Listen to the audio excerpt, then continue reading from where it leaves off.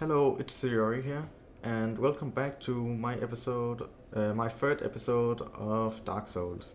So I've been doing a few things off camera. First thing I did was repair my spear, and the other thing I did was putting some stats into my attributes. So I put 4 points into health, and I put um, 3 points into endurance. So we should be have a tiny bit more stamina now and a tiny bit more health. So we are now going for to find a boss. And actually, before I go down here, I want to have some more health gems, life gems. They've been very useful thus far. Just 5 of them they should do.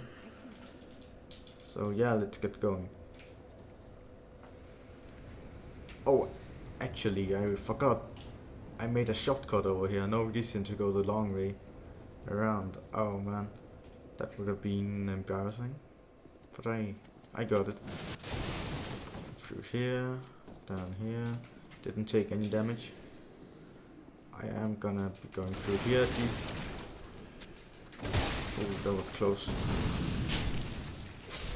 So yeah, one thing you're gonna be careful about when you run through here is that those guys up there, they will actually throw fire bombs down here, and if they were to hit one of the barrels, all the barrels will explode because they are in fact explosive barrels. So you gotta be really careful. I would recommend using a bow because you might not be lucky as me and be able to remove this guy, and everything might just blow up in your face, which would be a shame. So watch out for that. I am gonna try to finish some of these. That could have been better. Can I actually parry? I'm gonna try to parry this guy if he chooses to attack again. That was not very good. Alright. I'm not gonna try that again because also it seems very hard to parry a spear, and it's not something I want to rely on. These guys are not too hard because of my range. When I first played through this game, these guys were one of my biggest struggles. I had to get close with my weapon, so I don't have to do that now. I can just walk back and poke him with the maximum range. That was way too close. Saying that, I think getting hit. But I'm alright. I think the points I put into health right there, they just saved my life. So that was a good investment. So up here we actually have a very interesting weapon.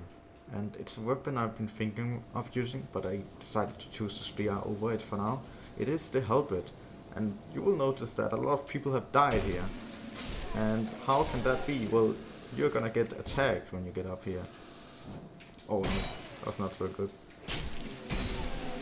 And I am one of those people who have died many times here, because it's not easy. When you have a weapon that swings like this, it's very easy to fall off right here. But at the moment I had a spear, so it was very easy to make precise movements without falling down. So yeah, that really was a great advantage at that point. So we are gonna go in here,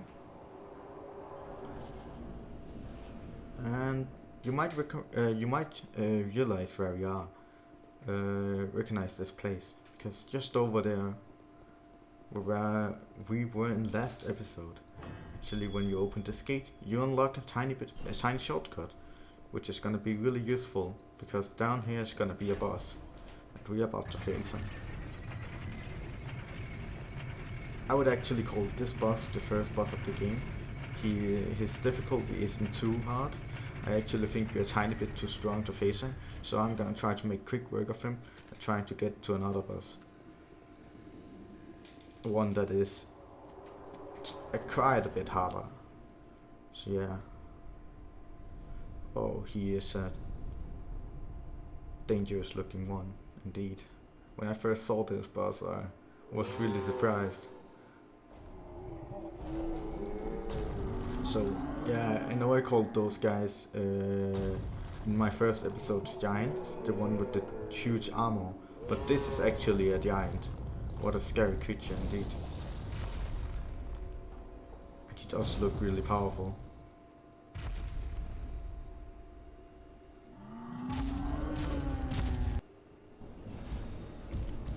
Going. So you can actually target 3 things here. You can target his upper body, his leg, his left leg, and his right leg. And you gotta be really careful. So I recommend standing behind him and then walking from leg to leg. Don't invest too many attacks into the same leg, because he is gonna stomp just like that. I had to roll there, because you see he's stomping pretty quick. Just gonna change leg, roll away from that. Oh, I actually got swiped. I got to his side instead of standing behind him. He is ripping his own arm off now. That is gonna give him more range with the swipe attacks. So if you're using some kind of ranged weapon, this might give you trouble. So I'm just gonna roll through that. He's gonna jump back, trying to strike me again. I think I am too close to him actually hit me with that. Oh, I messed that up. Gonna get a tiny bit back. Gonna try to get behind him. I got behind him. Roll away from the 1 foot. I baited the second attack, but the third one got me. I'm gonna roll back and use the health gem right there. Careful with that. Phew, that have a long range. Yeah. And we got him. You can see all the blood spots on the ground. You might wonder, what are these? I'm not sure I have told, but these are actually other players dying here. You can see one guy there, he died because when I click on it, I can see how the other people die. This guy was using a halberd, and he actually lost the fight. This guy is using a bandit axe, I think, which is a really powerful weapon. He also lost. Yeah, all of these people lost because their bloodspot wouldn't be here if they won. And yeah, I'm just being silly now. Let's go back. And, oh, that's a player who's there. I thought it was an undead or something. A hollow, I mean. I thought he was a hollow. But no, it was just a player. So the ghosts you see around are actually players. I think they are players who have either played recently or is playing the game right now, which is a really interesting concept to put in the game. I saw this guy. When we went down here, he came up with the other elevator. He's actually stuck. I wonder if I can push him down. No, never mind. So I'm gonna change to two-handed while fighting this boss, because the shield won't do any use. I really don't want to try to parry or block one of those attacks. They're way too heavy. He is a tiny bit stuck here. You might be want to walk closer to him when he's turning his back, but you really don't want to do that. I could not show you why, because he just punished my curiosity. But yeah, I will tell you what he will do. So if you walk behind him, he will actually fall down upon you and deal massive amount of damage. So you really don't want to do that. Alright, so that was the giant boss we just killed there.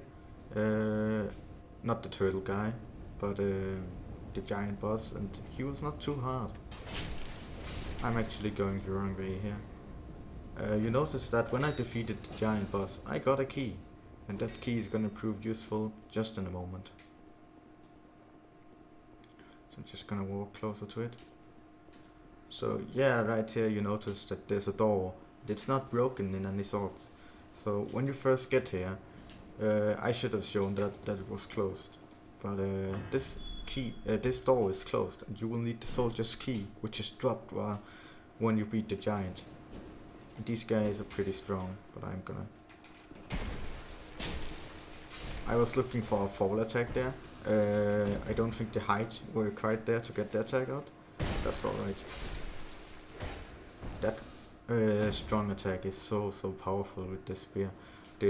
After the swipe, when you do this, it just deals so much damage. Spear is much more effective than I first thought it would be. In the DLC of Dark Souls 3, when that release sometime, I might actually be using this spear. I messed that up, I think. Oh, okay, no more attempts to parry. If you get the parry in, it's a one-hit KO, but as you can see, it's quite risky when you don't have the skills. I certainly don't have the skills to actually do the parries, but you will never get them if you were to not practice. So here you can see the guy we beat with the huge sword. the floating guy. You were actually supposed to fight him here, but because I beat him earlier, he will not be here, which is a shame. I'm actually regretting not beating him, because it's such a cool fight, but while fighting him there. Oh well. So we're just gonna get up here. You might notice, why is there a bird nest here? Well, obviously you're gonna examine it. And then something happens. Gonna be picked up by a huge crow, or perhaps a falcon.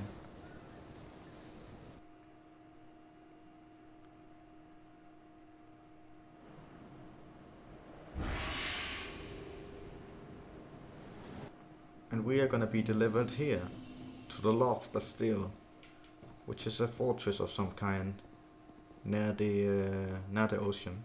That's really cool. See, it's not the best looking fortress. It have obviously seen better times. But let's get the huge chests in here before we continue.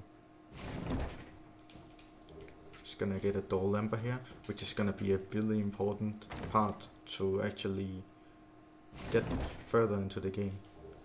And we get 2 human effigies, and if we actually die, using a human effigy is really great.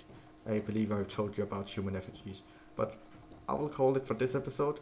Thanks for watching, and next time we will be looking at a much stronger boss. So look forward to that. See you next time.